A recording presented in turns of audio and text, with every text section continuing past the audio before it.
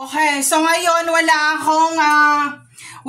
akong internet dito. So I don't have money to pay for the PLDT, but siguro lalabas ako para makakonect through the PLDT. And meron ako ditong napkin.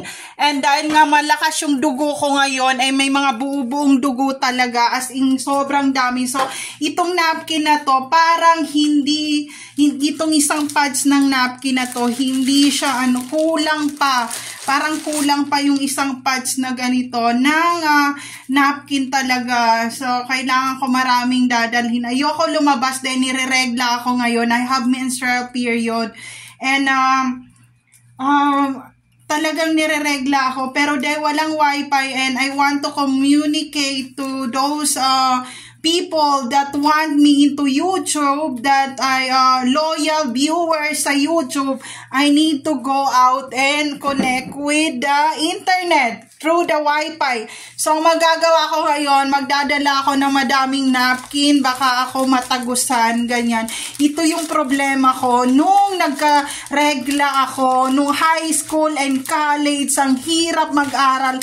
Kasi nga, ang ginagamit kong napkin, ganito na napkin talaga. So, then, ang lakas talaga nung regla ko, hindi kaya ng isang pads ng napkin talaga. So, dahil full units ako, nakakahiya talaga na lumabas ng school na natatagusan. But I have lots of tagus talaga. Tinatagusan pati yung uniforme ko.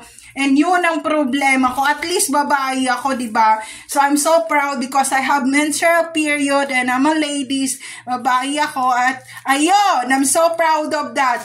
So, ito ang aking problema. So, kailangan ko na maraming napkin paglabas dito sa condo. So, ayan, meron akong maraming napkin na dala and I go out right now and I fix the bathroom kasi nga bumara na naman ang CR. Simula umalis ang asawa ko, bumabara ang CR talaga. So, ayun, nilinis ko siya kasi ang baho nung tae. So, nilinis ko na siya and it's all clean na dito sa CR. So, ayun, meron pa ako dito mga nilabhan. Ayan, yung mga nilabhan ko. Hindi ko pa natupi. And also, meron pa ako ditong tinutupi. Tingnan nyo naman yung dami ng tinutupi ko. Ayan, tinutupi ko pa to. Ayan, tinutupi ko yan. Tapos, damit pa yan. Ang daming damit dito. Ayan, and then, meron pa akong inaayos dito. And also, yung closet, nakikita nyo ba ako? Ayan, nakikita nyo ba ako? So, ayan ang aking outfitan ngayon. So, ayan, yung closet, inayos ko na, nilagay ko yung mga camera ng asawa ko. So, ayun ang problema ko. Tuwing magkakaroon ako ng regla, ang problema ko talaga ay lumabas ng may regla kasi nga overflow ang aking menstrual period. So, ayun, kaya sinabi ng OB ko talaga na tuwing nagpapacheck up ako, there's something wrong about my fertility issue, ganyan-ganyan. But, there's something wrong with my husband. Yun ang sinabi niya. Kaya, pinapapunta niya ang asawa ko nung time na yon na meron akong shinare about what happened to him. And sinabi nung OV na kailangan niya magpatingin din to the specialist. Kasi may mga lalaki ring OV na kailangan tingnan. Kasi hindi ako baog talaga. Hindi ako baog kasi lagi kong binubuka talaga sa hospital yung harap ko and lagi ko yung pinapa-ultrasound ng tiyan ko kasi ayoko magkaroon ng problema eh. Sinabi ng doctor na healthy ako but because of nakaedad na ako, mga ilang years na lang from now, mag-menopause na ako and I have 2 teenager na anak ngayon. So, mag-goodbye na ako being mag-menstrual period, ganyan. So, mag-menopause ako and sinabi naman nung OB na it's a natural kasi marami maraming katulad ko na mukhang baby face ang kanilang mukha pero they are already menopause na. So ayun, kaya may mga couples that new to the couples, lalo na ang mga Asian, kailangan nilang ipatingin ng kanilang mga asawa kung yung pa ay menopause o hindi, kasi kahit hindi sila nag-enhancement, baby face pa rin ang mukha nila, but the problem is yung kanilang fertility issue ay nagkakaroon ng 0%. So ayun, kaya kailangan nilang magpatingin. Kung ikaw ay mga Chinese or mga Korean or mga Japanese, they go in the expert fertility to check how many years na ang kanilang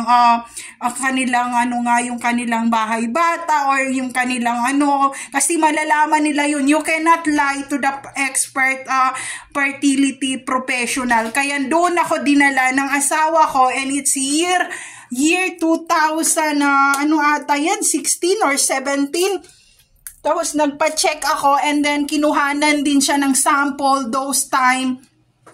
Sinabi naman kasi bago kami pumunta ng professional fertility nung time na yon, kinuhanan sa harap ko yung sperm ng asawa ko ng konti talaga, and then tiningnan nila yung harap ko kasi nga kailangan muna yung gumawa ng milagro bago kayo magpa-check sa fertility professional, ganyan. So ang ginawa ng fertility na doctor, kinuhanan niya yung sample doon sa harap ko and minatch niya doon sa naiwan na specimen doon sa harap ko na galing sa asawa ko, and he said everything is okay pa, natural, walang hindi siya bao, ganyan na makakabuo kami ng bata, ganyan. Ang problema, nabuntis na ako pagka next year noon, nabuntis na ako, and then umiyak talaga ang asawa ko kasi sabi niya, bukod sa ginastusan ko to, mahirap magkaroon ng anak na mga mukhang artistahin. So, pang-artista rin ang gastos na gagastusin para lang makabuo talaga ng natural birth, ng intercourse, at hindi sino-surrogate baby. So, ganun din, parang egg yolk lang yan. Medyo ayusin nyo ang paggawa nyo ng baby para hindi magkaroon ng abnormality issue. So, ayun, ang nangyari pa, kasi nga very health conscious kami, and also nung time na yon nakikipag-communicate kami ni mama, tapos ang daming niyang kumbaga health education na napupulot sa amin mag-asawa, and also hindi yung kabastusan. So ayun, pina-check yung sperm niya, natural, ganyan, and pagkatapos nun, nung time na yun na 2017, okay lahat, and then 2016 siguro ako nagpa-check ng fertility, and 2017 ako nag-officially talaga na nag-positive, and sobrang tuwang-tuwang asawa ko kasi ginastusan mo yun, magpapacheck kayo, mahal yun, 1,000 yung ginamit doon, and then nung nagpa-check kami, sabi ng asawa ko, okay naman lahat, ganyan. So, pati yung OB, nag-cheer siya na, yay, positive na lahat, congratulations. Inattack kami ng electromagnetic frequency ng voice to skull, tapos ng frequency nung time na nasa bahay kami, and sabi ko, masakit na talagang tiyan ko, masakit na talaga, and then sabi ng asawa ko, marami na siyang plano, ganyan, marami na siyang plano, sabi, pag mabuong baby, magpapakabait na ako, ganyan, tapos hinahalikan niya yung tiyan ko na, baby, wag ka naman mag-give up, ganyan, kasi wag ka na magtampo kasi magiging good father na ako, and also 30 plus na ako, ganyan, matured ng pag-iisip ko, ganyan. Yun ang sinabi ng asawa ko. So pumunta kami ng hospital malapit sa bahay. Ang nangyari niyan, pinahintay kami nung medtech na kumuha nung blood test sa akin. And yung dugo sa legs ko, nandito na sa may sapatos ko. Nagpo-flow na yung dugo, and then sabi ko, masakit na talaga yung tiyan ko, ganyan.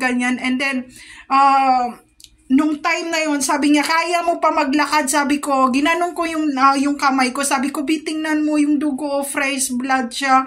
And then sabi niya, umuwi na tayo, dalian natin, ganyan. And then sinabi niya na, gusto ko makita yung test ng asawa kong negative o positive. And then lumabas doon, positive pa rin. Sabi niya, positive, pero kumbaga, patay na yung fetus talaga kasi nga dami ng dugo sa sahig din na nawala, and sobrang pagdating sa bahay talaga umiyak ang asawa ko, gumulong siya sa kwarto, and lumaki yung mata niya and lumabas mga ugat niya, and then sabi niya, wag mo ako picture videoan, sarado mo yung pinto, ayoko makipag-usap, na ganun siya, ay galit na galit siya. Sabi ko, ano bang problema mo kung hindi tayo binibigyan? Sabi niya, puro lalaki ang anak natin. Pagdating ng panahon na wala na tayong makakasama sa buhay, bakit tayo hindi binibigyan ng anak na babae? So, ayun. So, ang nangyari, sabi ko, ganito.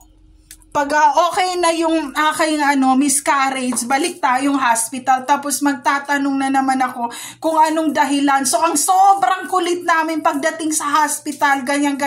Kasi sabi niya, yung wala na tayong anak na babae, yung mga, puro na lang mga makeup dito. Tapos hinagis niya yung mga makeup, and then nanginig naman ako sa galit. Sabi ko, ang makeup lang yung kaligayahan ko, hindi na ako lumalabas. And pati yung makeup ko, hinagis mo, and then hagis na siya ng mga gamit talaga. Sabi niya, kung sino pa ang maganda, yun ang hindi nagkakaroon ng anak. Kung sino pa ang pangit, buwan-buwan nagkakaanak. Sabi ko, anong problema mo? Sinong buwan-buwan nagkakaanak? Sabi niya, yung sa kabila, maya-maya na lang nagkakaanak, nauubos ang budget natin. Walang mga bastos, mga manyak, mga ganun sinasabi niya. Sabi ko, ano pang problema mo? Sabi niya, nauubos ang budget dito sa hingi ng hingi.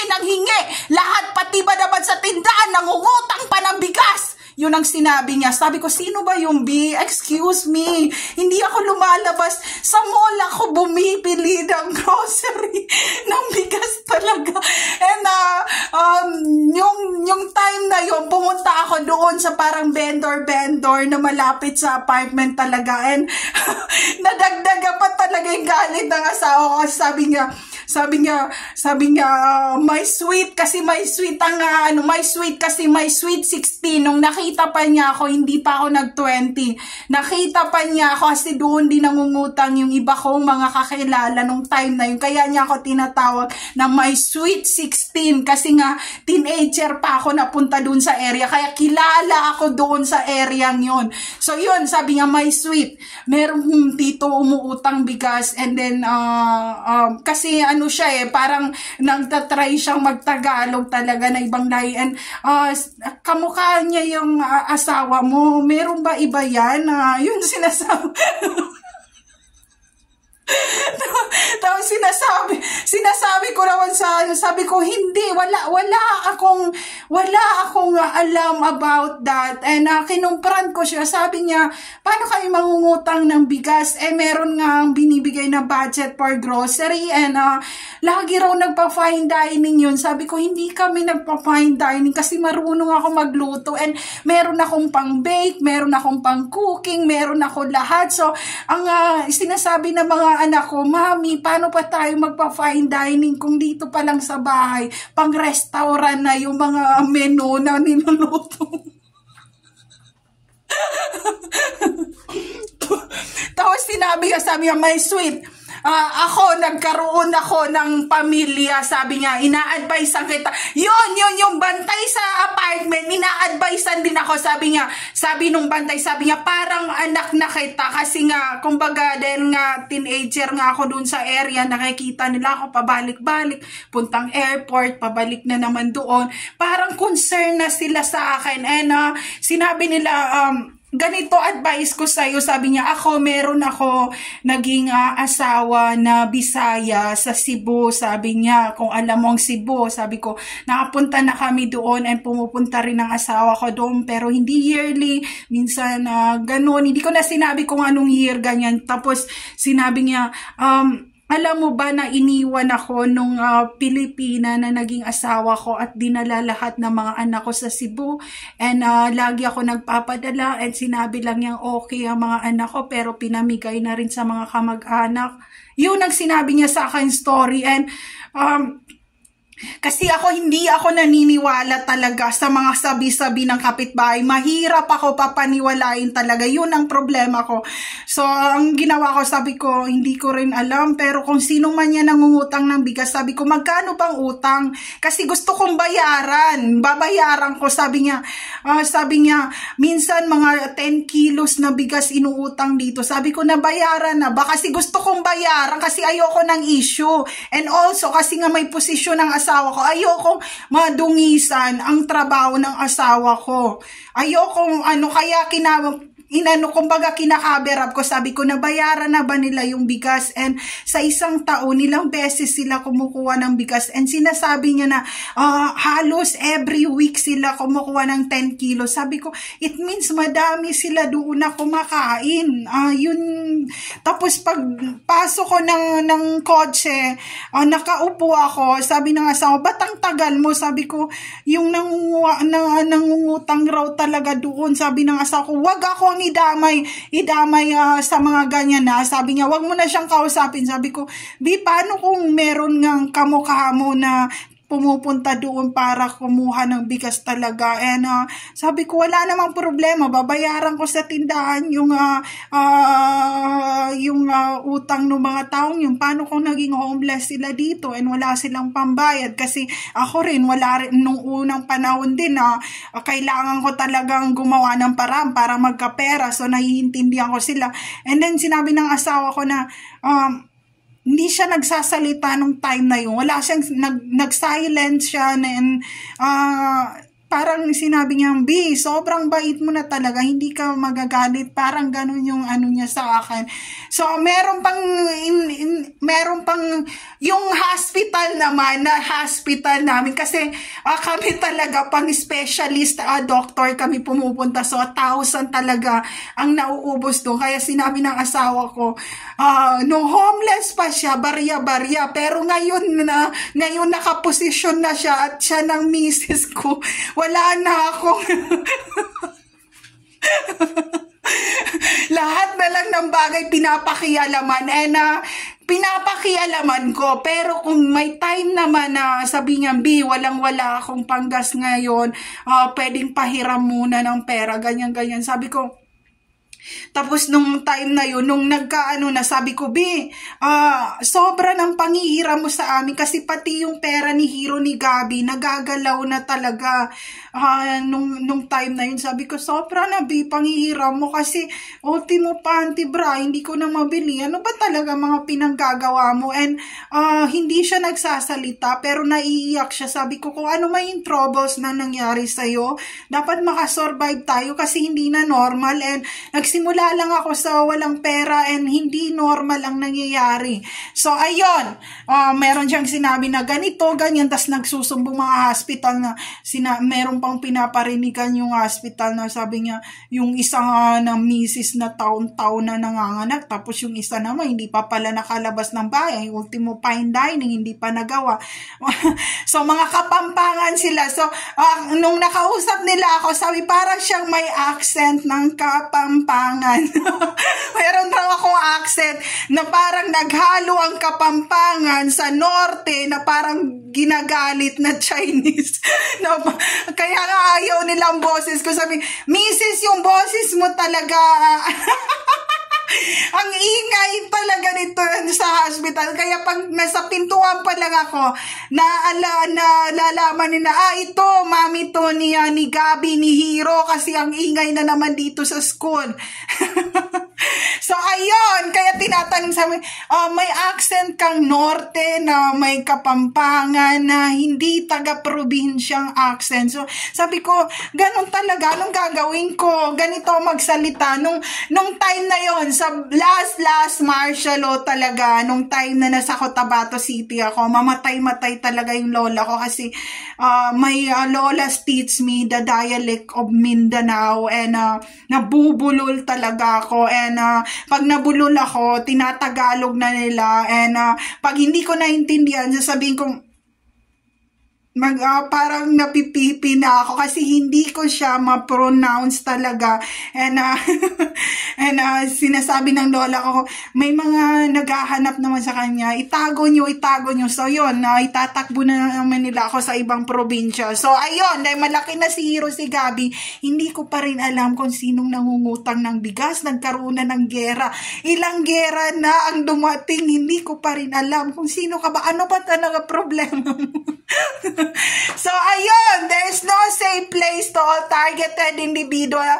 Take care always, everyone. Kasi sinasabi talaga ng asawa ko na they acting class, but they cannot achieve those classical action. Tapos biglang magtatawanan na naman kami kasi hindi raw alam kung saang accent na naman nakuha yung mga English namin mag-asawa. So ayun lang, there's no safe place to all targeted individual out there. Take care always, everyone.